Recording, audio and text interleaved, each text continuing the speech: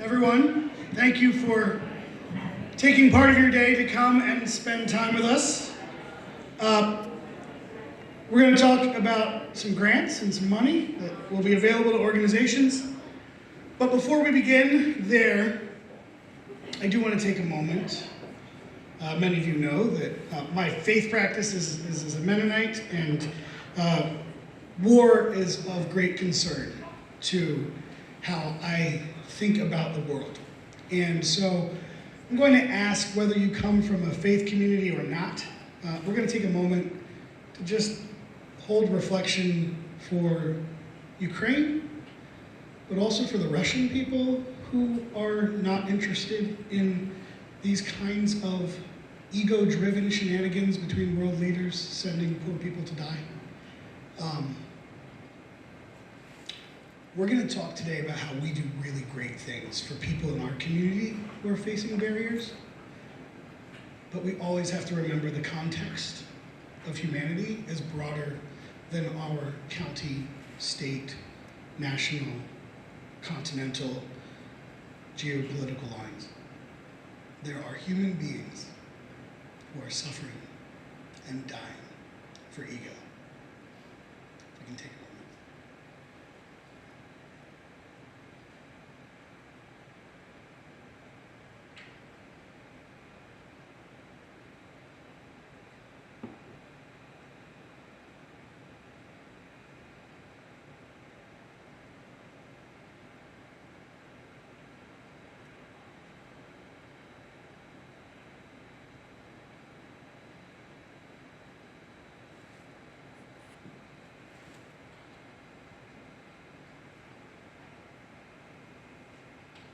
And so we mourn, but we also rejoice in the opportunity to help those closer to home, to be able to have transformative opportunities in their lives that change the systemic barriers that they face. United Way, that's what drives us, and we're excited in the various ways that we can partner with you to be able to remove those barriers of iniquity for our community members.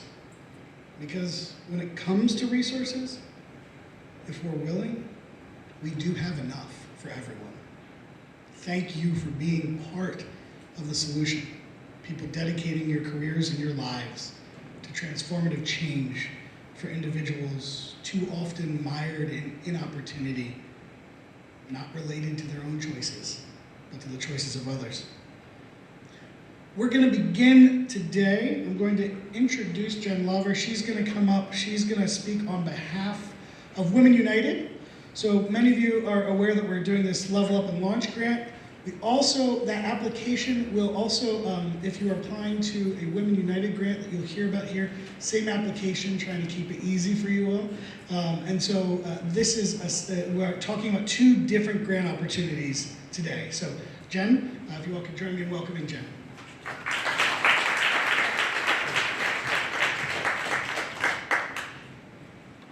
Let's see if we can make this short size. All right. Well, thanks everybody for coming out. It's really great to see all of you out here. Appreciate it very much. So I want to take a few minutes to just tell you a little bit more about Women United, in case you're not aware.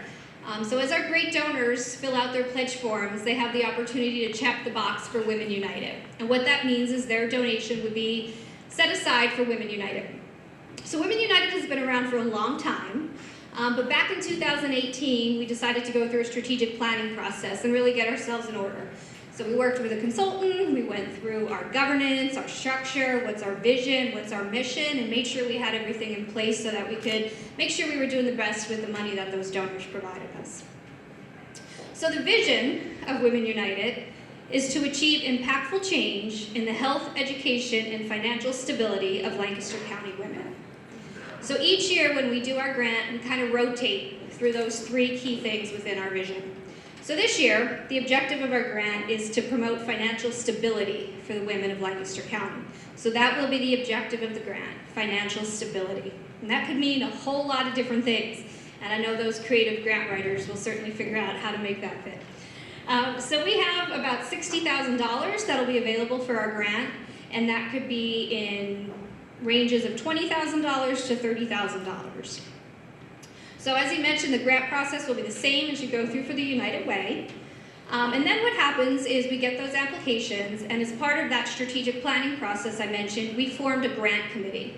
So that's made up of a group of women who take all those initial applications and review them and narrow it down to usually around the top 3 or so.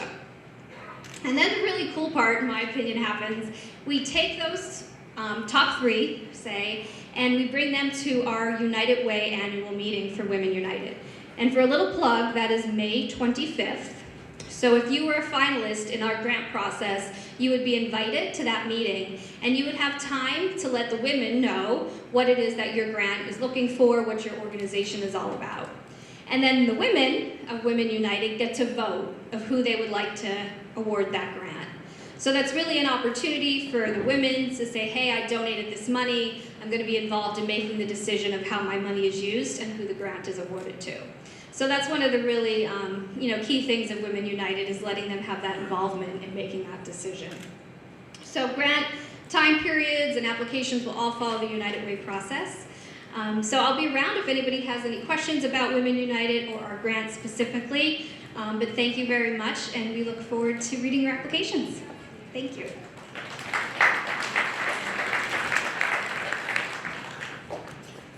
Thank you, Jen. So as I understand it, part of the reason that Women United even exists is that apparently America hasn't always been fair to women, it appears. And so, the way the United Way, well, that didn't work out. Ignore that. That was tired. Women weren't always at the table when it came to being able to select the grants. A lot of male CEOs and those things. And so Women United was developed in part to make sure that there was opportunity for women to be able to be part of that selection. And that continues today because, I don't know if you know, but America still doesn't treat women equally, unfortunately. So it's a great opportunity when we think about equity to make sure that we have an opportunity to center women's voices at the seat of decision making. Incredibly important. I talked earlier about war. Countries led by women tend not to do it. So we think of women in a variety of ways, but one of the things that they are is excellent decision makers and leaders for how we can advance solutions for our community. So there's a great collective impact success story that was first incubated in 1998 around issues of homelessness at the local United Way level in partnership with an organization called Homeward, a homelessness serving organization both located in Richmond, Virginia. Eventually, Homeward would become independent in 2006 and continue its work in collaboration. They're not the only one. Here in Lancaster, Lanco, my home, as you may know, the Office of the Homelessness Coalition, has a similar origin story. It was founded as a homelessness coalition here at our United Way, eventually spun off, went into government, and has recently taken a new transition from Lancaster General to the Lancaster Redevelopment and Housing Authority. And Deb and Melina, I've seen, there's a number, Izzy, so a variety of those individuals here. And they are a collective impact partner. They understand the value of that model. And this is a repeated story all over the country. A little over a decade later, in 2011, a brief article written by John Cana and Matt Kramer came out in the Stanford Social Innovation Review. It created a seismic shift in the nonprofit landscape. Collective impact went from a provincial initiative here or there to receiving wide adoption, not just nationally, but internationally. To date, that initial article has been downloaded over 2 million times. It's received over 2,400 academic citations. After nearly a decade of considering and planning, in 2015, United Way of Lancaster County shifted our own funding model towards collective impact, launching with a focus on 4 aspirational bold goals.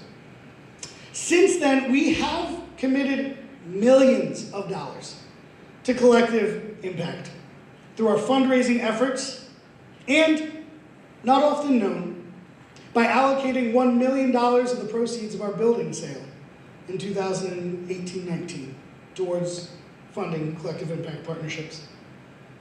We've decided to put our own equity, our own skin in the game. These dollars have been dedicated to the singular belief that systemic change is possible when coordinated efforts lead to collaborative work focused on collectively minded outcomes through intentional partnerships with community organizations utilizing collective impact processes.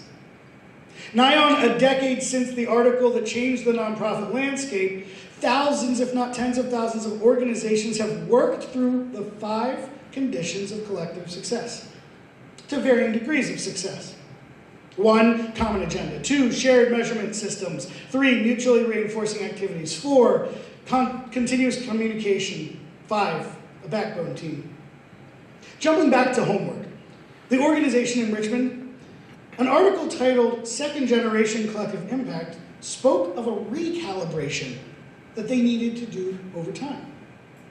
In 2016, an article talks about how they recalibrated that initiative in the 2015 to 2018 range and found 4 elements in particular were essential to keep the flame burning: results, people, focus, and information. Around the same time, the Collective Impact Forum took a look at 5 years of Collective Impact's formal adoptions on a wide scale. Authors Sherry Brady and Jennifer Splansky-Juster found these 5 conditions led to significant successes by providing shared definitions and language. A bit of a roadmap, or at least guideposts on that journey. The authors also wrote that informed by lessons shared among those who are implementing the approach in the field, we outline additional principles of practice that we believe can guide practitioners about how to successfully put collective impact into action. These additional 8 are important additions, not replacements, of the original 5. 1, design and implement the initiative with a priority placed on equity. 2, include community members in the collaborative. 3, recruit and co-create with cross-sector partners. 4, use data to continuously learn, adopt, and improve. 5, cultivate leaders with unique system leadership skills. 6, focus on programs and system strategies. 7, build a culture that fosters relationships, trust, and respect across participants. 8, customize for local context. Of course, what this shows in part is that there isn't a magic bullet just waiting to be adopted, followed, and success is guaranteed. Friends, collective impact, that one's for you, Izzy. You always say, friends, I love it. I'm stealing it. Friends, collective impact is hard. Of course, if it were easy to implement systemic change, most of you wouldn't be in this field. Those of us who do this community benefit work are creative problem solvers, driven by the energy felt when tackling, when overcoming impossible problems. There is no sector that is consistently more driven in spite of the daunting challenges than the nonprofit business sector. When a for-profit business would fold, we forge on. This means that our community of 501c3 tax-registered businesses, known commonly as nonprofits, are willing to tackle community's biggest and most persistent problems. And the best of us do it with the humility to recognize that change is a natural course of affairs. It's why the Paul Schmitz article from this past December is so important. It's titled, The 10 Dangers to Collective Impact. It is a look at the many of the common derailments to success. 1, strategy drift. 2, culture drift. 3, treating work groups like committees. 4, lack of transparency. 5, having the wrong people at the table. 6, lack of accountability. 7, funder and political hijacking. 8, managing a network like an organization. 9, insufficient timeframes. 10, lack of adaptive leadership. I wonder, which is of these do we fall prey to as United Way? You should wonder, which of these do you fall prey to in your organizations? Success comes from those who are willing to look at what they did today with pride to continue, but the humility to recognize tomorrow can be better than today. Our commitment to collective impact as a model continues to be core to the values and operating focus of United Way of Lancaster County, and that means continuous improvement, looking back while also looking forward. We should return our focus here, as I wrap up, to the first of the 8 new practices that Sherry Berry and Jennifer Splansky-Juster propose. Number 1, design and implement the initiative with a priority placed on equity. The authors of these various articles, rooted in practice, observation, and study, just came together this past winter to drop a truth bomb on all of this work. The article is titled Centering Equity in Collective Impact. It has a subtitle, A Decade of Applying the Collective Impact Approach to Address Social Problems has taught us that equity is central to that work. Now, I hope you'll find time to sit with this and these other articles in full, because it is profound thinking, and it is important, and frankly, it is where we need to go. I want to read 2 separate paragraphs from that article I just referenced. First, reflecting on the past 10 years, we have observed through our own personal and professional journeys and the experience of others that the single greatest reason why collective impact efforts fall short is a failure to center equity. Thus, we believe that we must redefine collective impact to include centering equity as a prerequisite. In this vein, we propose a revised definition of the concept. Collective impact is a network of community members, organizations, and institutions that advance equity by learning together, aligning and integrating their actions to achieve population and systems level change. To center equity, collective impact efforts must commit to a set of actions that we will explore further in this article. And then further in the article it says, in what follows, we focus on racial equity as people of color are often the most structurally, institutionally, and interpersonally marginalized in the United States and many other countries. We believe, however, that focusing on racial equity also enables us to introduce a framework, tools, and resources that can be applied to other areas of marginalization, including disability, sexual orientation, gender, class, caste, ethnicity, religion, and more. As we say in the staff level at United Way, racial equity is not all that there is to equity, even if it is often the most immediate and pressing concern. So for those of you who are in communities that have different concerns and focuses, understand that equity is often at play. This mirrors United Way of Lancaster's increasing focus on equity. While there will be particular foci towards those with the most significant barriers, this is not an excuse or justification to not be mindful that in every community, whether racially diverse or otherwise, there are marginalized groups with systemic barriers that contribute to an unjust society with which none of us should be satisfied. Your work, whatever it is, by the nature of our sector, works to some degree towards pulling people back from the cliff, from the margins. And since these authors love their bullet point lists, they leave us with one more. Number 1, ground the work in data and context and target solutions. Number 2, focus on systems change in addition to programs and services. Number 3, shift power within the collaborative. Number 4, listen to and act with community. Number 5, build equity, leadership, and accountability. And I want to leave you with one more thought. We can love our community and not be satisfied with it. We can love our neighbor, but if they are being abused, and stilted by the systems of injustice set against them, we cannot be satisfied, and we cannot remain silent. We cannot, or at least we should not, love ourselves and our comfort so much that we aren't willing to dig deeper, to try new things, to find new partners, to walk away from ineffective processes, even if they're sustainable.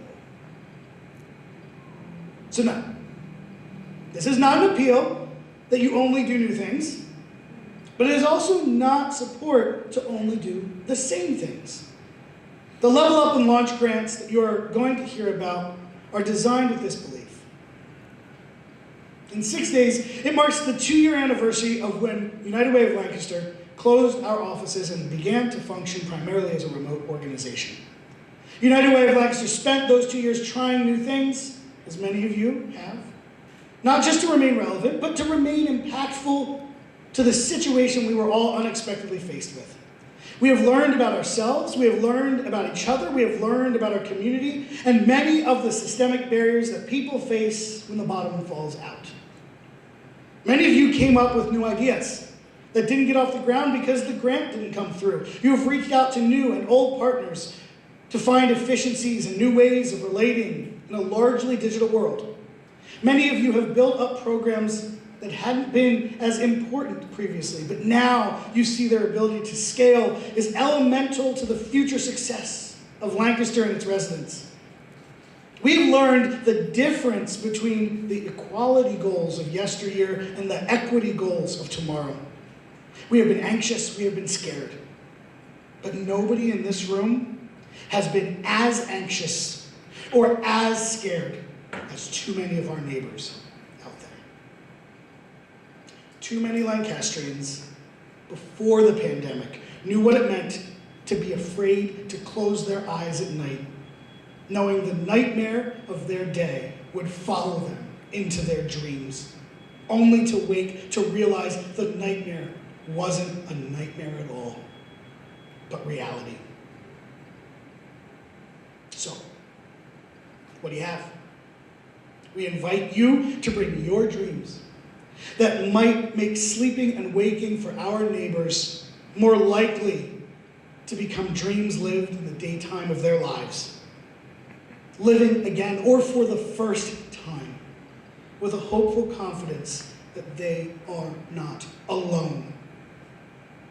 And that the systems that bind them can be broken and transformed so that they and their children have a future worth living towards, full of aspirations that can become the domain with which we all rightly belong.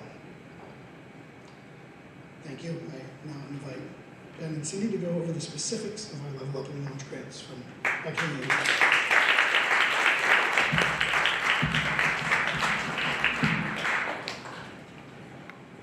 Good afternoon, everyone.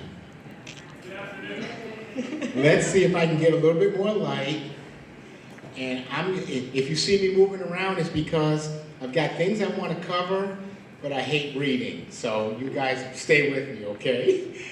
But my name is Ben Eisen. I'm the Vice Chair of the Collective Impact Committee for United Way of Lancaster. I'm also on the board of United Way of Lancaster, as well as the board of the United Way of Pennsylvania. That's a lot of United Way involvement. I have to remind them that I do have a day job. And Kevin hasn't figured out a way to put me in the budget yet. But my day job is I'm the president of Reliance Medical Billing Solutions. My wife and I started this company 4 years ago. So my comments and what you'll probably hear from me is there's a commitment from the business community, but a lot of things that happen in the nonprofit community, and a lot of things we're talking about today, look very, very similar to when a new entrepreneur has to start a business and get things off the ground. I love the title of our event today, Level Up and Launch, because you need both. But one of the things that I wanted to make sure that you walk away with today is we really, really, really have an idea of some of the things that our community needs, but there's a lot of things that we're not aware of. So we're hopeful that the ideas and the responses that we get are going to be things that we weren't that aware of, or maybe we were, but we didn't know the extent, and there'll be some creative solutions that'll come out of it. Hi, everybody. It's good to see some friends out there. I'm Cindy Moses. I'm Executive Vice President at United Way, and I oversee our impact teams, including Collective Impact, Equity, and our Volunteer Center. This work, including 211, Contact Center, VITA, Tax Prep Program, One United Lancaster, we're all working together to achieve a better community. In the 3 years that I've been at United Way and my previous time at the Chamber and at LGH and the Wellness Center and at CareerLink and in private business, I have seen time and time again that we don't all have equitable access to resources. That is what drives me, that's what motivates me to be here, and hopefully motivates all of you to take part in this grant application today. As I mentioned, on behalf of the board, we have a big commitment to collective impact. I was fortunate enough to be on the board in 2015 when Kevin mentioned that we had introduced collective impact. I was recently new to the Lancaster community. I'd only been here maybe 2 years. And initially what I knew about United Way was, probably what most people know about United Way is an organization that your mom and your grandmother gave to, and somehow they gave it to an agency and something happened and you just felt good about it, but you never really were aware of the impact. And when I came here, I had several people came to me wanting to know, well, Ben, because I came as a general manager of a telecom company, and they said, well, you need to make a commitment to the community. What do you want to do? And I said, well, what I'm not going to do is I'm not going to volunteer just because I should volunteer. I guess I was at the stage in my life where if I'm going to volunteer, I want to do something that I care about, and I want to do something that I feel I can make a contribution. So I didn't know what I wanted to do, and United Way was going through a collective impact rollout, and once I understood it, I said, you mean to tell me instead of working in a soup kitchen, and there's nothing wrong with soup kitchens, but you guys are working on systemic change? You guys are going to be dealing with barriers that keep people where they are? Are you kidding me? Are you serious? And they said, well, yeah, matter of fact, we made a 10-year commitment. I said, I'm in. I didn't know what that meant, but that I'm in has brought me to this place here. I care deeply about what we're doing, and I'm privileged to be head of a committee that there are smarter people in the room than me. There are people that know more about what's needed in the community than me. My job is to help us stay focused on our strategy, make sure we don't, veer to the left or to the right. A lot of times, Kevin mentioned in his comments about humility. What I find a lot of times is that people want to serve, but if I don't get the credit, then all of a sudden, the focus on Ben getting the credit diminishes the work that's involved. And fortunately, in my position as vice chair, I get to monitor all of those egos and all of that to say, hey guys, this is the work that we committed to, this is what the community is needing, and we got to find a way to bring our best thinking. So that's my role. I'm so glad that the RFPs you have on your table is on your table, because in my mind, I can now step into the background and let the people that really know what's going on evaluate, score, and accordingly. So we are passionate about this, but we want to be collaborative, and we really want to put the work that you're doing front and center, and we want to be in support to that. Okay, so let's take a look at the grant, all right? Some of you may or may not have this. I'm going to actually do some reading, so bear with me with that, because I want to make sure everybody we go through this together, and everybody there will be an opportunity to answer any questions afterwards. So, as expected, the focus is always economic mobility, education, and health and well-being. So first up is education. There's a lot we already know about what's going on in this area. That success in life begins with a quality education. That it's a cornerstone of success for individuals, for the community, and that strong, productive individuals make a strong, productive workforce, which helps our community thrive and helps us stay competitive with everyone else. With our approach, ultimately, we talk about cradle to grave. We want to be everywhere where there's need. But we know we can't do all of that right now, so we are doing a little bit of focusing.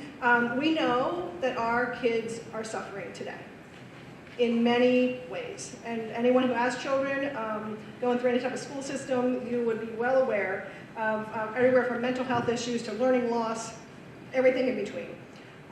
We also know that children from families who are economically disadvantaged are not able to access the resources in the same way that those neighbors who have more money can.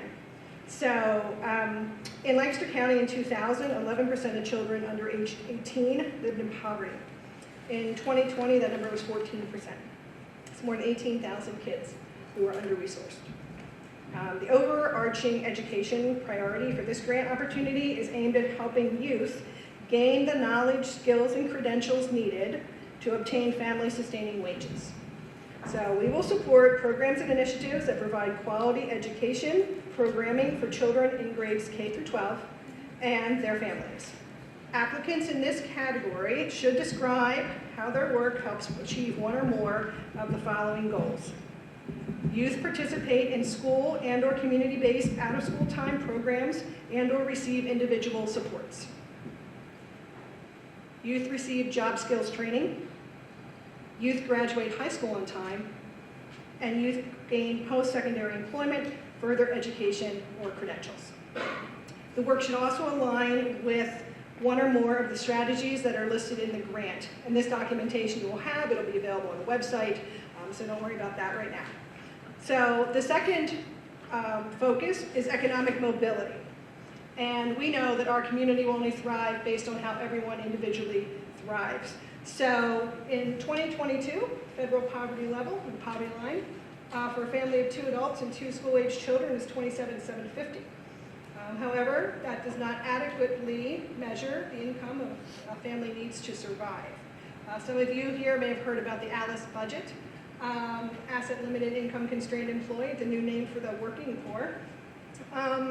In 2018, 34% of families in our county were categorized either as in financial poverty or in ALICE. We're striving to help every person who wants a path forward to be able to have accessibility to that path. In this priority area, we're going to support programs that support those reaching for financial stability, both adults and out-of-school youth ages 16 to 24. Applicants in this category should describe in their proposals how their work helps to achieve our overarching goal of improving socioeconomic status. The work should also align with one or more of the strategies in the grant. And lastly, our last focus is health and well-being. We know that health is a strong indicator, individual health is a strong indicator of the health of our community, and historically marginalized populations typically do not have the same access to those type of resources. To improve the overall health of our community, we want to connect people to quality and affordable primary, mental, behavioral, dental, and general health care services. In this priority area, we will support programs that work to ensure everyone has the resources that can improve their mental and physical well-being. Applicants in this category should describe in their proposals how their work helps to achieve the overarching goal of increasing access to health services. As with the others, the work should align with one or more of the strategies listed in the grant.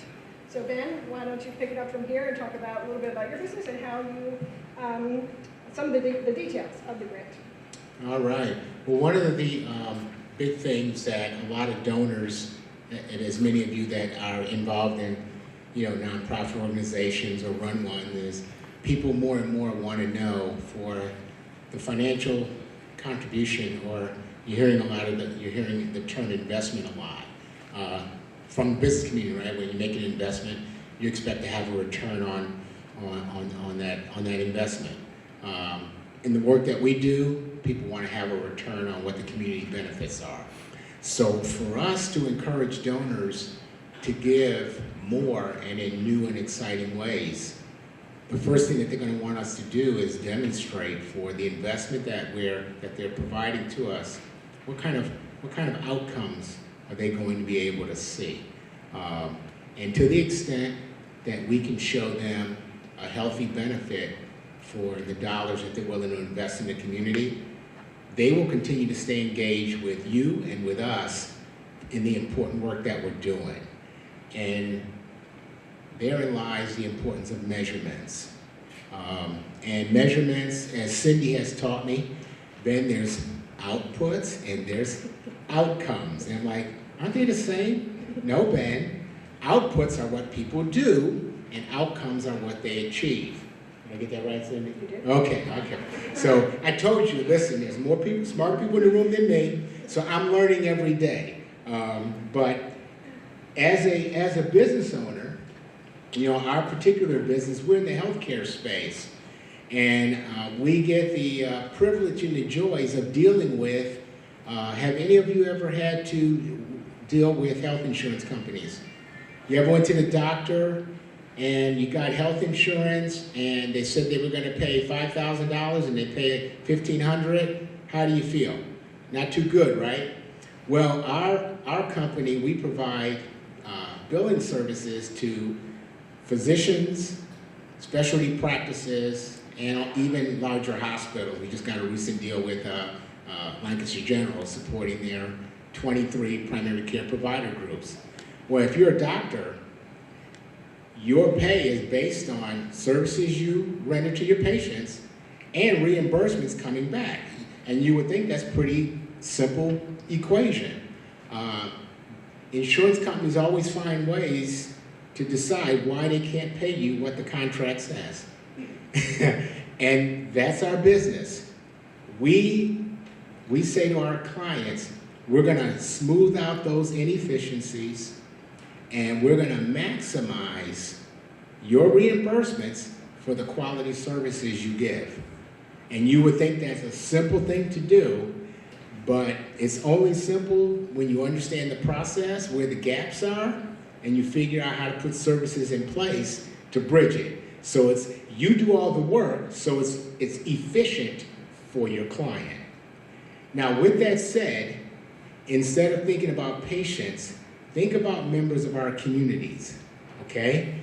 They have things that they require as well, but there's gaps in between what they need and how they get there. So whether it's transportation issues, whether it's schooling issues, whether it's healthcare issues, there's always something that keeps people from maximizing, you know, what they can achieve with their lives.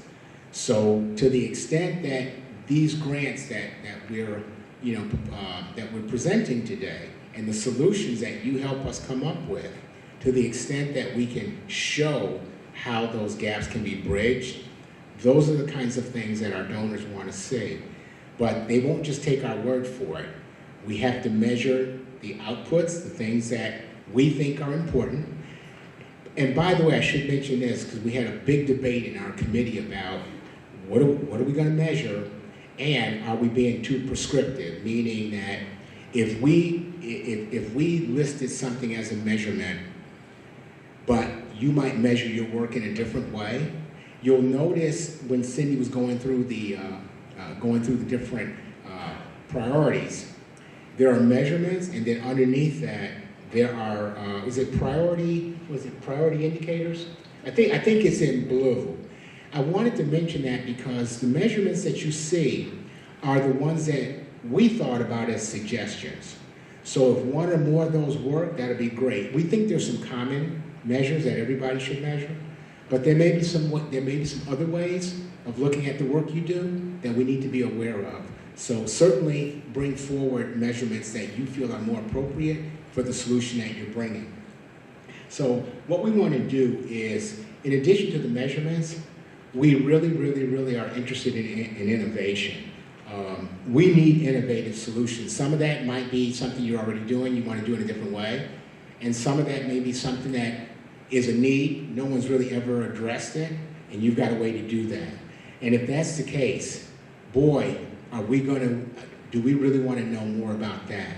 Because from a collective impact standpoint, our committee, what we're looking for is different building blocks that we can put together that all of a sudden offer a more seamless transitional environment for the clients that we're serving.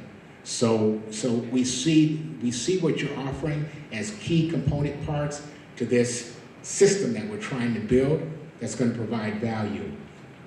We're going to learn from you because we really do see you as our partners. And we want you to see the grant really almost as the beginning of something that we can get it started, almost like an incubator, and then we can grow it. It can become something bigger than what it started. About the money. Should I get to the money now? Okay. So the money.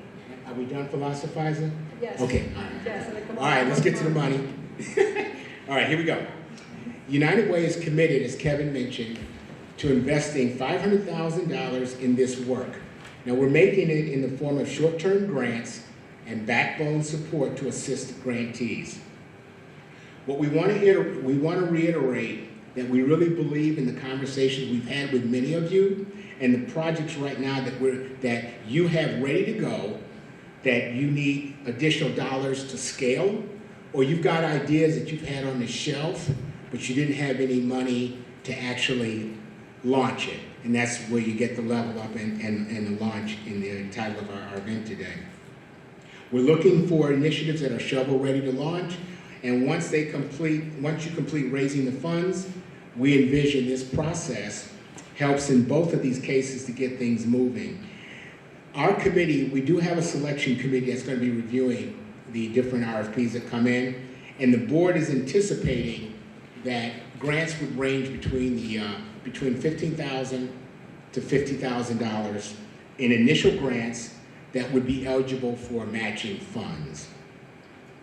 A unique feature of this grant opportunity is the ability to leverage funds. And as I am learning, grants don't always provide opportunities for matching funds. Or you have to raise your money first and then you get the match. This is a little different. You bring us a good idea and we fund the initial money to you to get you started, to get you going. And then you now have seed money to scale your initiatives as well as attract other dollars to donors that you either are working with today or ones that you hope to attract. Does that make sense? Whatever you get started with us, we're not interested in one and done. We're interested in getting something started that's bigger and better next month, next year, next decade. That's what we're looking at. So sustainability is important, but in the business world, I call this angel investor money. I don't know if you guys are familiar with the term angel investor, but when you're starting a business, and I've started several, the hardest money to get is the first dollar. You go to a bank or an investor and everybody say, well, that looks like a great idea, Ben. Let me see your profit and loss statement. Well, I'm just getting started. Okay, well here's the thing. You get your money, when you make it successful, come back and I'll give you the money. And there was a term in the investment world, they call it the mezzanine level, okay? And what the mezzanine level, and I hate that term, so I'm gonna take time to explain it, right? Because I hate it so much. When you're starting a business, it's almost like you're in the sub-basement. You're building the foundation and everything, okay? That's the hardest money to get. You're getting it from family, friends, credit cards, and maybe somebody that loves you. You gotta get that money yourself. It's the hardest money, okay? But if you're successful, you now become more attractive to investors. And they call that, at some level, you're on the mezzanine level, like in a hotel. At the mezzanine level, everybody wants to help you. They're throwing money at you because they're looking to get a piece of your business, okay? And so now as a business owner, you're like, wait a minute, I needed you 2 years ago, and now that I've got this successful, you're gonna give me all this money, and now you wanna take 80% of my business? I'm not interested, okay? So what we're doing is we're not saying wait to the mezzanine level. We're getting you started, and then as you grow, you're gonna be able to attract other investment dollars. And so we hope that this is going to inspire more giving in the community. It helps sustainability, and it'll also allow you to pool together grants and other monies that you might have in your organization. So anyway, I believe there's a chart. I don't know if you can see it. Oh, good. Okay. I'm gonna get out of your way because I maybe in some folks' way. This is a very simple example of how it's going to work. We expect you to have questions on this, so let me just at least walk you through the basics, and then I'm sure when Kevin comes up, we can deal with it more extensively in a Q&A. In this example, we're going to take, you give us an idea, the committee looks at it, they evaluate it's worthy of an initial grant. So we would provide a $15,000 level up and launch grant from the United Way, and that's going to be paid out immediately, okay? Now, once you get that grant, that money is now eligible to be matched based on the money that you raised in addition to the initial $15,000 that you were awarded. So between now, I believe now is what, June the 1st? Is that when we're gonna, is that the date? Is it June the 1st we're looking at in terms of making the initial award? June-ish, okay, thank you, Cindy. Let me get in trouble. June-ish, is that okay? Is that specific enough? In June-ish, what's that? Grant speak. Hey, remember, I'm learning. Grant speak. Okay, so in grant speak, June-ish, in June-ish when you get your money, the initial award, you're going to have between then and October the 31st to raise dollars that are going to be eligible to be matched. Now I see here, I don't know, I guess the next note here is you're going to raise up to $15,000. Now, if I understand this chart correctly, we're matching the dollars monthly. Is that what we're doing, Kevin? We'll distribute monthly. So if they're fundraising it, and they only raise $1,000, there'll be a distribution to match them. Okay. Did everybody hear what Kevin said? Yeah, so in September, you raised $2,000. We're not going to wait until you raise the remaining $13,000. We're just going to match the $2,000 that you raised in September. Does that make sense? And then in October, if you raise another 10 grand, then we'll match that 10 grand in October.